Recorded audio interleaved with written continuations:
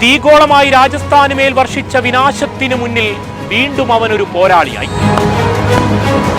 ഗുജറാത്തിന്റെ സർവ്വതാണ്ഡവത്തിൽ final മോഹം രാജസ്ഥാന് മറന്നേക്കാം. പക്ഷേ പരാജയത്തിന്റെ കയ്പുനീരിലും മധുരം നുകരാൻ ക്രിക്കറ്റ് പ്രേമികൾക്ക് വീണ്ടും ഒരു വൈഭവ നിലാവുദിച്ചു.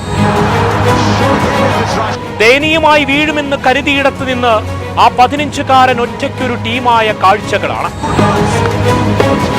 ഗുജറാത്തിന്റെ കരുത്തുറ്റ ബൗളിംഗ് വിസ്മയത്തിൽ രാജസ്ഥാൻ പടയിലെ ഒന്നൊന്നായി കൊഴിഞ്ഞു വീണു.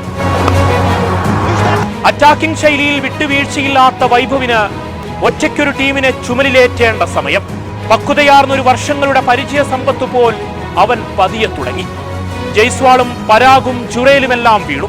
പക്ഷേ കുഞ്ഞുകരങ്ങളിൽ കാരിരുമ്പിൻ കരുത്തുപോലവൻ ഗുജറാത്തിന് മുന്നിലൊരു രാജകഥകളിലെ അമാനുഷികൻ പോൽ പോരാടാനിറങ്ങി.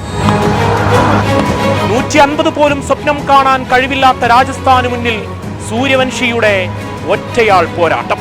214ലേക്ക് അവരെത്തിയതത്രയും വൈഭവിന്റെ സംയമനവും പിന്നെ കണ്ട തനിയാവർത്തനവും തന്നെ. ഈ സീസണിൽ രാജസ്ഥാന്റെ വിജയവഴിയിൽ ഒന്ന് പിന്നോട്ട് സഞ്ചരിച്ചാൽ അവന്റെ ചുമലിൽ ഭാരമേറ്റി കടന്നു വന്നതത്രയും മായാതെ തന്നെ നിൽക്കും. ശതകം തൊടാതെ 96ൽ വീണുപോയേക്കാം.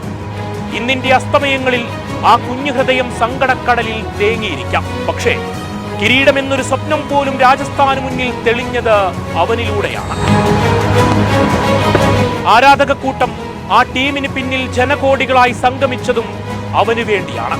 അതിനാൽ നീണ്ടൊരു സുവർണകാലം നിറഞ്ഞു തളിർക്കുന്ന ഒരു വസന്തകാലമായി പരിണമിക്കും.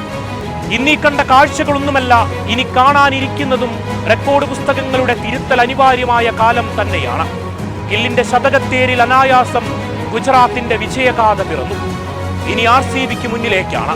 കപ്പിനും ചുണ്ടിനുമിടയിലെ അന്തിമ കാഹളത്തിൽ എന്തും സംഭവിക്കാം. ക്രിക്കറ്റ് പ്രേമികൾക്ക് മനോഹര നിമിഷങ്ങൾ നൽകി വൈഭവിന്റെ ഈ സീസൺ അവസാനിക്കുകയാണ്.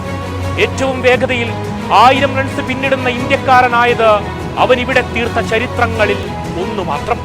രാജ്യത്തിനായി ഇനി ആ നീല ജേഴ്സിയിൽ കണ്ടതിനു മുകളിൽ വൈഭവ അത്ഭുത കാഴ്ചകൾക്കായി നമുക്കും കാത്തിരിക്കാം.